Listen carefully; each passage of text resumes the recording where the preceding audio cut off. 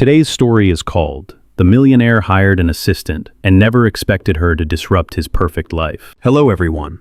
Before we begin today's story, I have a small favor to ask. Please hit subscribe and turn on the notification bell so you never miss our channel's new videos. It is quick, free, and the best way to support us in bringing you more dramatic stories. Your support means the world to us. Where are you watching from? Drop your city or country in the comments below. Thank you very much. Now, let us return to the main character. He is the kind of man who believes perfection is not a goal, but a system. Every morning at exactly 6:30, he wakes up. At 6:45, he finishes his workout. At 7:15, black coffee, no sugar, no distractions. By 8 sharp, he is already at the top floor of a glass tower that overlooks the city, watching traffic move like something he has already solved. He is a millionaire, a chief executive officer, and he does not like surprises. His office is silent in the way only power can afford to be. The desk is spotless. The windows stretch from floor to ceiling. On the wall behind him hangs a single framed sentence in clean black letters: "Control everything or lose everything." Today is supposed to be simple. He needs a new assistant. The last one quit without warning, left a polite email at 3 in the morning, and never came back. No explanation, no drama. That alone irritated him more than any argument could have. By 9 o'clock, the interviews begin. Candidate after candidate walks in, each one more prepared than the last. Perfect resumes, perfect posture, perfect smiles that never quite reach their eyes. They speak carefully. They agree with everything he says. They laugh at jokes that are not funny. He dismisses them all. Too eager, too polished, too fake. By 11:30, his patience is thin. He glances at his watch, already calculating how much time this inconvenience has stolen from his schedule. Then the door opens again. She walks in 10 minutes late. No apology rushes out of her mouth. No dramatic excuse. She simply pauses at the door, takes in the room, and walks forward like she is stepping into a place she does not fear. Her clothes are simple, not sloppy, but clearly chosen for comfort, not impression. No designer labels, no forced confidence. She carries a worn notebook instead of a tablet. He notices that first. She sits down without being told. That is the second thing he notices. "I know I am late," she says calmly. "If that already disqualifies me, we can stop here and save both of us time." The room seems to shift. No one has spoken to him like that in years. He studies her, expecting nerves to surface. They do not. "What makes you think you are qualified for this position?" he asks, his tone cool, controlled. She does not rush to impress him.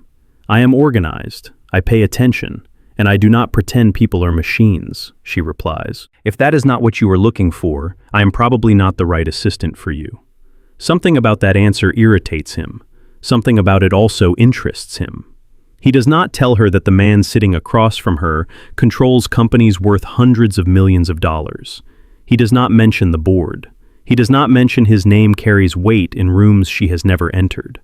Instead, he leans back slightly and says, "This job is demanding, long hours, high pressure, no room for mistakes." She nods once. "Then you need someone who will tell you when you are wrong," she says, "not someone who is afraid of you." For the first time that morning, he does not look at the clock. He tells himself this is just another interview, a professional decision, nothing more. He does not realize yet that by the end of this conversation, his perfectly controlled life has already begun to crack. By the end of the interview, he does not make a decision. That alone is unusual. He tells her that human resources will follow up, a neutral sentence, a practiced one. She nods, closes her notebook, and stands without asking if she did well. At the door, she turns back once. "For what it is worth," she says, her voice steady, "you run this place like a machine. Machines work, but they burn out. People do not." Then she leaves. The door clicks shut, and the silence rushes back in. He remains seated longer than he intends to. Her words echo in the space she has just vacated, unwanted and persistent. He tells himself it is nothing, just an opinion from an applicant who will never understand the weight he carries. Still, when his chief operations officer steps in moments later and asks how the interviews went, he answers with a single word: inconclusive. That afternoon, he reviews her resume again. It is not impressive on paper. No elite schools, no powerful connections. A series of short-term jobs, each one ending quietly. No scandals, no drama, no upward leap. Yet something about the gaps catches his attention. She does not stay where people stop listening. Against his better judgment, he hires her. He does not tell the board. He does not announce it to the executive team. He frames it as a temporary trial, a low-risk choice, easily reversible. That is what he tells himself. Her first day begins at 7 in the morning. She arrives early. That irritates him more than if she had been late again. She stands in his office doorway, holding the same worn notebook, waiting instead of walking in. This time, she does not sit until he gestures. Progress, he thinks. He gives her a stack of schedules, emails, and reminders that would overwhelm most assistants before noon. He watches her closely, expecting confusion or panic. Neither comes. She asks questions, not timid ones, practical ones. Which meetings can be moved without consequences? Who actually needs to be in the room, and who just likes being seen? Do you want efficiency, or do you want control? The last question makes his jaw tighten. He does not answer it. Throughout the morning, she moves through the office with an ease that does not belong to someone new. She speaks politely to everyone, from junior interns to senior executives. She remembers names after hearing them once. At 10:30, she cancels a meeting without asking him first. He notices immediately. When he confronts her, she does not apologize. The client is not ready, she says. You would have spent an hour repeating things they are not prepared to hear. I rescheduled it for next week. You needed that time more than they did. He should reprimand her. Instead, he asks how she knew. She shrugs. They were avoiding specifics in their emails. People do that when they are scared to commit. He does not like how easily she reads situations he prefers to quantify. At noon, she places a sandwich on his desk. You skipped breakfast, she says. Coffee does not count. I did not ask for this, he replies. I know, she says calmly. That is why I brought it. Something in his chest tightens, just slightly. He tells himself it is annoyance. Throughout the day, she disrupts more than his schedule. She interrupts an argument between two department heads and forces them to speak plainly. She suggests a small change that saves thousands of dollars without costing anyone their job. By evening, his office no longer feels as silent. As she prepares to leave, she pauses at the door. You are very good at what you do, she says, but you do not trust people to be good with you. He looks up sharply. That is not your concern, he says. She nods, accepting the boundary without resentment. Then I will see you tomorrow, she replies. After she leaves, he stares at the city lights beyond the glass. He hired her to be efficient, replaceable, temporary. Yet somewhere between the canceled meeting and the untouched silence of his office, he realizes something uncomfortable. She is not impressed by him. She is not afraid of him. And for the first time in years, someone has walked into his perfect life and treated it like it could be improved. By the third day, the office has begun to adjust around her presence. Not loudly, not obviously, but in small, undeniable ways. Emails are answered faster, meetings start on time, conversations end with decisions instead of silence. People linger near her desk, asking questions they never dared to ask before. He notices all of it. What unsettles him is not her competence, it is her indifference to status. She speaks to the senior executives the same way she speaks to the receptionist. Calm, direct, without fear, without flattery. When someone raises their voice to assert authority, she does not shrink. She waits until they finish, then responds as if volume has no meaning. Late that afternoon, he watches from behind the glass walls of his office as she stops a junior analyst who is packing up his desk. You are leaving early, she says, not accusing, just observing. The young man freezes, ready to defend himself. My mother is in the hospital, he explains quickly. I finish my work. I can log in later if needed. She nods once. Go, I will let him know. She does not ask permission. When the office quiets down, he calls her in. You made a decision that affects my department, he says, without consulting me. She meets his gaze without hesitation. I made a decision that affected a human being, she replies. The work was done. No deadlines were missed. That is not how this company operates, he says. Then this company will continue losing good people, she answers. There is no challenge in her tone, no demand, just a statement of fact. He dismisses her with a nod, unwilling to continue the conversation. Yet long after she leaves, the image of the young analyst walking out with relief on his face remains with him. That night, he reviews financial reports at home. Numbers always calm him. They make sense. They obey. Still, his mind drifts back to her words. The next morning, he changes the test. He tells her that a potential client will be visiting. He does not mention that the man is known for humiliating assistants, or that he has walked out of meetings when he feels disrespected. He wants to see how she reacts under pressure. The client arrives late. He ignores her greeting.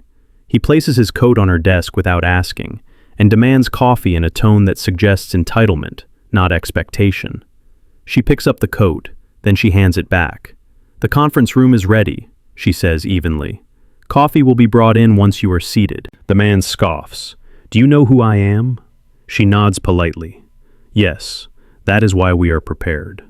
No apology, no submission. The meeting begins. The client interrupts repeatedly. He dismisses junior staff. He makes a comment about her being too confident for an assistant. She does not react. When he finally insults the analyst presenting the data, she speaks. "That report represents 3 weeks of work," she says calmly. "If you do not have feedback beyond personal remarks, we should move on." The room goes still. He watches carefully, expecting anger, a walkout, a scene. Instead, the client laughs. "For someone in your position, you have nerve," he says. She smiles slightly. "For someone in yours, so do you." The meeting ends successfully. Afterward, he closes his office door and looks at her. "You risked the deal," he says. "No," she replies. "I protected it. People who only feel powerful when others are small are not reliable partners." He studies her for a long moment. "You are not afraid of losing this job," he says. She considers that. "I need work," she admits. "But I will not keep a job that requires silence when silence hurts people." For the first time, he understands something clearly. She is not trying to impress him. She is not trying to advance through him. She is simply being herself. And that, more than any mistake she could make, is what truly disrupts the perfect order he has spent years building. The change does not happen all at once. It settles in quietly, like dust in a room that was never meant to be lived in. By the end of the first week, his calendar no longer looks like a wall of obligations. It looks intentional. Gaps appear where there were none before. Meetings end earlier. Decisions are made faster, not because people rush, but because they are finally being heard. She is the reason. She does not hover. She does not announce her value. She simply moves through the days, adjusting small things that somehow change everything. She replaces rigid scripts with clear priorities. She stops copying executives on emails meant to intimidate rather than inform. She quietly redirects complaints into solutions. And people respond. Employees who used to avoid eye contact now speak up in meetings. Junior staff offer ideas without apologizing for them. Even the tension in the office feels different, less sharp, less afraid. He watches all of it from a distance, unsettled by how quickly order adapts to her presence. One evening, well past sunset, he finds her still at her desk, sorting documents into labeled folders.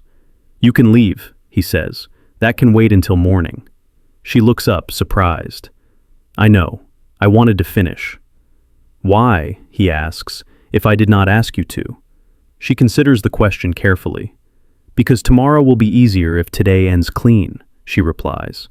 The answer frustrates him because it makes sense. Another day, she insists on walking instead of taking the private elevator when the main system is down. They move through the stairwell together, the echo of footsteps filling the space between them. "You do not like silence," she says suddenly. He stops walking. "That is not true." She smiles faintly, not unkind. "You fill it with work." He resumes walking without responding. At lunch one afternoon, she eats at her desk instead of joining the executives in the private dining room. He notices she brings her own food. Simple, homemade. "You could eat upstairs," he says, almost absently. "I know," she replies, "but people talk more honestly down here." She is right. He hears it himself when he pauses near the hallway. Laughter, complaints, real conversations, things he has not been part of in years. The chaos he expected never comes. Instead, there is something else, a quiet disruption. Rules bend, routines soften. His perfect systems begin to feel human. Late one night, as the city glows beyond the glass, she steps into his office to hand him a revised schedule. "You moved my board call," he says, scanning it. "Yes," she answers. "You have not taken a day off in 8 months. The company will survive 2 hours without you." "That was not your decision to make," he says. "No," she agrees. "It was a necessary one." He looks at her, searching for fear, for ambition, for calculation. There is none. "You do not act like someone who works for me," he says. She meets his gaze. "I act like someone who works with people." The words stay with him long after she leaves. That night, he goes home earlier than usual. He notices the silence in his penthouse feels different now, emptier, less controlled. For the first time, perfection does not feel like safety. It feels like distance. And without realizing it, he begins to wonder when his life stopped being something he lived and became something he managed. The realization does not arrive with drama. It arrives with observation. He begins to notice the moments she thinks no one is watching. She stays late, not to impress, but to finish tasks that will spare others stress the next morning. She leaves thank you notes on desks after difficult meetings. She remembers small details about people he has worked beside for years without ever truly seeing. One morning she brings an extra coffee and sets it on the corner of his desk without a word. She does not explain. She does not wait for approval. He almost tells her to take it back. Instead, he drinks it. That is when something shifts. It happens during a meeting with a mid-level department team, one he usually avoids because it is messy, emotional, inefficient. He attends only because she insists. "You should hear them," she says. "They are closer to the problems than the reports are." He agrees reluctantly. The meeting begins poorly. Voices overlap. Frustration leaks into the room. One employee admits a mistake that costs the company money, bracing for punishment. Before he can respond, she speaks. "Thank you for saying that," she says. "Now we can fix it." The room quiets. No blame, no fear, just focus. He watches the tension drain from faces as people begin to talk openly. Solutions emerge. Responsibility is shared. No one is humiliated. By the end of the meeting, progress has been made. Real progress. As they walk back to his office, he asks quietly, "Why do you do that?" She slows her pace. "Do what?" "Create space for honesty," he says. "It is risky." She considers her answer. Silence is riskier. That night, he reviews company data from home, but his attention drifts. Numbers blur. Charts lose meaning. He finds himself replaying the way she looked at that team, like they mattered beyond their output. The next day, he overhears something he was never meant to hear. Two executives stand near the hallway, speaking in low voices. "She does not know who he really is," one of them says. "Does it matter?" the other replies. "She treats him like a person." He freezes. For the first time, he understands what he has been doing. He has not told her who he truly is, not fully. He has let her assume he is simply another executive, powerful but replaceable. He has allowed her honesty without offering his own. The realization unsettles him. Later that afternoon, she enters his office with a question. "Why do you stay so distant?" she asks carefully, "even when people are trying to help you?" He looks at her, really looks at her, and considers telling the truth. Instead, he asks, "Would it change anything if you knew more about me?" She does not answer immediately. "I do not think so," she says finally. "People are still people, no matter the title." Her answer lands heavier than he expects. That evening, they stay late, preparing for a charity event hosted by the company. She reviews guest lists. He signs off on logistics. "You do not like these admits," she observes. "They are performative," he says. "Public generosity, private indifference." She nods. "Then why do you keep funding them?" "Because they look good," he admits. She meets his gaze. "Do you want them to look good, or do you want them to do good?" The question lingers between them. As she leaves for the night, she pauses at the door. "You do not have to be guarded all the time," she says gently. "People might surprise you." After she leaves, he sits alone in the quiet office. For the first time since hiring her, he feels something unfamiliar. not control, not certainty, guilt. He realizes he has been testing her without consent, measuring her kindness while hiding his truth. And for the first time, the power he holds does not feel impressive. It feels heavy, because now he understands something he did not expect. She has already passed every test he never admitted he was giving. The question is whether he will have the courage to stop hiding and face what her honesty is slowly asking of him. The shift happens on a Monday morning. It begins like any other day, with quiet efficiency and familiar routines. She arrives early, reviews the schedule, and prepares notes for the leadership briefing. He watches her from his office, aware of a tension he has been avoiding. Today, the truth catches up. The board meeting is scheduled for 11. She is not supposed to attend. Assistants rarely are. But when one of the board members asks for clarification on a staffing decision, she answers instinctively, stepping forward before he can stop her. Her explanation is clear, thoughtful, honest. The room listens. Then the chairman smiles. "You have done your homework," he says. "You must know how things really work around here." And she nods politely. "And you must know who he is," he adds, glancing toward the head of the table. The room goes quiet. She turns slowly. Every face around her holds something different. Respect, caution, expectation. "What do you mean?" she asks. The chairman speaks calmly, as if stating a fact everyone should already know. "You work directly for the founder and majority owner of this company," he says, "one of the youngest self-made millionaires in the state." The words hang in the air. She looks at him, really looks at him, not with awe, not with excitement, with confusion. The meeting ends shortly after. No one speaks as they leave. Doors close softly, conversations stop. She walks out without a word. He follows her to the hallway, calling her name, but she does not turn around. In the break room, she finally stops. "So this was the test," she says quietly. "All of it." He tries to explain. He talks about privacy, about boundaries, about wanting honesty. She cuts him off. "You let me believe you were someone else," she says. "You watched how I treated you. You measured me, and you never thought to tell me the truth." "That was not my intention," he says. "But it was your choice," she replies. Her voice does not rise. "That hurts more than anger would." "I acknowledged you because I thought you were just a man doing a job," she continues. "Not because of your money, not because of your power." "I know," he says quickly.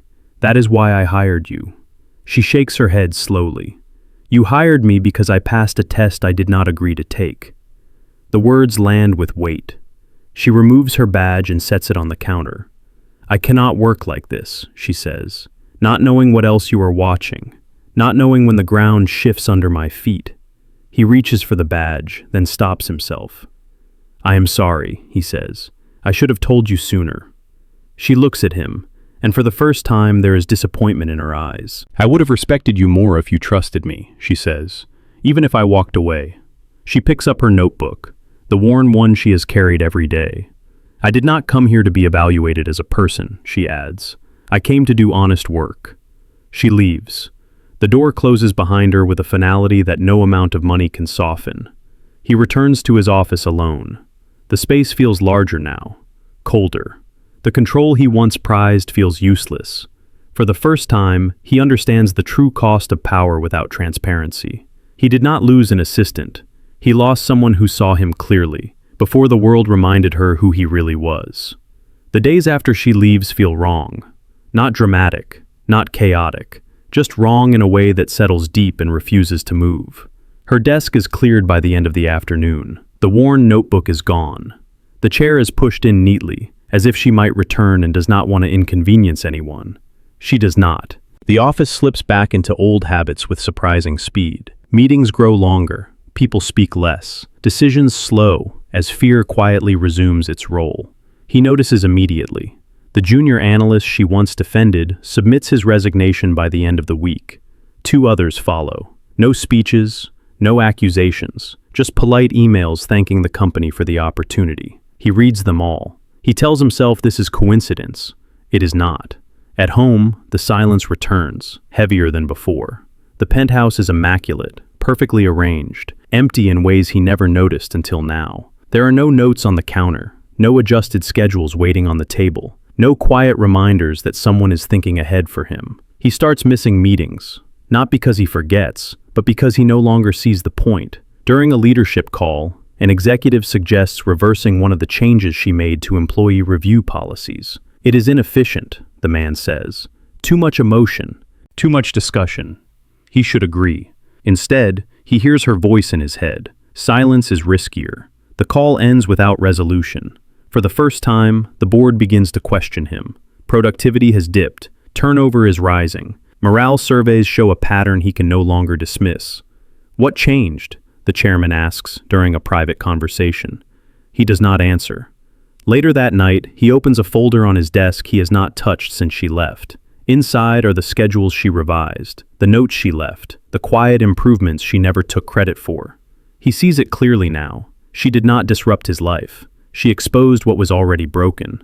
He realizes something else, too. She never asked for his money. She never asked for his influence. All she wanted was honesty. The weight of that settles heavily on him. He thinks about the moment she placed her badge on the counter, about how calmly she walked away from power without asking for compensation. Most people would have stayed. She chose dignity instead. The following morning, he cancels his public appearances. He postpones a press interview. For the first time in years, he ignores what looks good and focuses on what feels necessary. He asks human resources for her contact information. They hesitate.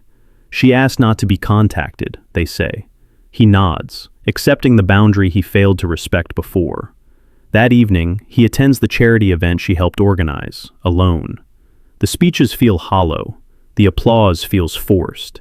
He watches donors congratulate themselves for generosity that costs them nothing. He leaves early. In the car ride home, he finally allows himself to admit the truth he has been avoiding. He did not test her because he was curious. He tested her because he was afraid. Afraid that if he showed the full weight of who he was, people would change. That honesty would vanish. That kindness would disappear. She proved the opposite, and he punished her for it. Back in his office, long after midnight, he stands by the window, overlooking the city he controls but no longer understands. For the first time, power does not feel like protection. It feels like distance. And he knows, with a clarity that leaves no room for denial, that if he does nothing now, he will lose more than an assistant. He will lose the last chance he has to become the kind of man she believed he could be. He does not chase her the way movies would suggest. There is no dramatic knock on her door, no sudden appearance with apologies rehearsed in advance. Instead, he does something far harder for a man like him. He changes what gave him power in the first place. The following week, the board convenes for an emergency session. They expect numbers, damage control, explanations for declining morale and rising resignations. What they do not expect is his honesty. He does not deflect. He does not hide behind reports. "I created a culture that rewarded silence and punished truth," he says evenly. "And I allowed someone who tried to fix it to walk away." The room shifts uncomfortably. Several board members object. Change is expensive. Transparency is risky. Control has always worked. He listens. Then he speaks again. "It worked for me," he says, "not for the people." By the end of the meeting, policies begin to change. Not all at once, but enough to matter. Anonymous reporting protections, revised performance reviews, clear limits on executive behavior. He does not attach her name to any of it. That part is important. Days later, he visits a small community center on the edge of the city, one of the places she quietly redirected unused company funds to support. He stands in the back, unnoticed, watching volunteers help families fill grocery bags. He recognizes the structure immediately. It is her work. That evening, he writes a letter. Not an email, not a message through intermediaries, a letter. He does not ask her to return. He does not justify his choices. He apologizes. He acknowledges the test he never admitted, the truth he withheld. The harm he caused by assuming power gave him the right to observe without being seen. He tells her what he changed, and why. And then he ends with a single sentence. "I understand if this is where our paths end." He does not send it right away. He waits. When he finally does, it is delivered without his name printed in bold. Just ink, just truth. Weeks pass. The company begins to stabilize. Employees stay. Some return. Conversations feel lighter, more honest. Yet something remains unresolved. One evening, as he prepares to leave the office, he finds someone waiting near the lobby. She stands there, holding the letter. She does not look angry, she looks thoughtful. "I read it 3 times, she says. He nods, afraid to speak. "You did not ask me for anything," she continues. "That matters." "I did not deserve to," he replies. They stand in silence, the city humming around them. "You changed systems," she says. "Not for show, not to win me back." "Yes," he says simply. She studies him carefully, as if seeing him for the first time without illusion. "I did not leave because you are powerful," she says. "I left because you were not honest." "I know," he says. She exhales slowly. "Then if we talk again," she says, "it cannot be as employer and assistant." His heart tightens. "What would it be?" he asks. "2 people," she answers. "No tests." He nods, accepting the terms without negotiation. For the first time, he is not trying to control the outcome. He is offering truth.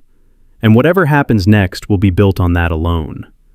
They do not rush into anything. That is the first thing that feels different.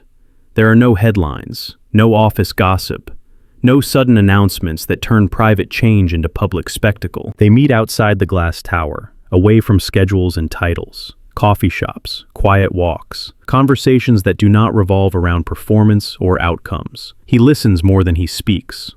She notices. One evening, as the sun dips behind the buildings and the city softens into something almost gentle, she asks him a question he does not expect. "Why did you really hire me?" she says. He does not answer right away. "I thought I wanted efficiency," he says finally. "Control. Someone who would not complicate things." She smiles faintly. "And now?" "Now I know I hired you because you were honest when no one else was," he admits. "And I was tired of living in a world where everything was measured, except integrity." She nods, accepting the answer without judgment. Weeks pass. The company continues to change, slowly but genuinely. New leaders emerge, old habits lose their grip. He steps back where he once dominated, trusting systems that no longer depend on fear. She never returns as his assistant. That chapter is closed. Instead, she builds something of her own, supported but never owned. A foundation program that turns quiet kindness into structured impact. He funds it without conditions, without his name attached. At the opening of the program, she catches him standing in the back, hands in his pockets, watching instead of leading. "You do not have to hide," she says gently. "I am not hiding," he replies. "I am learning where I belong." Later that night, they sit together on a bench overlooking the city. Not the city he controls, but the city they share. "I used to think perfection meant nothing ever went wrong," he says. "Now I know it meant no one was allowed to be human." She looks at him. "And now?" "Now I know better," he says, "because someone disrupted my perfect life and showed me it was empty." She laughs softly, not at him, but with him. "You never needed to be fixed," she says. "You needed to be honest." He reaches for her hand, slow and deliberate, giving her time to pull away if she chooses. She does not. The city lights flicker on, one by one. In that quiet moment, there are no tests, no power, no imbalance. Just 2 people who found each other because one of them refused to be impressed by money, and the other finally learned not to hide behind it. And somewhere between disruption and truth, something real begins. Not perfect, but finally, deeply human.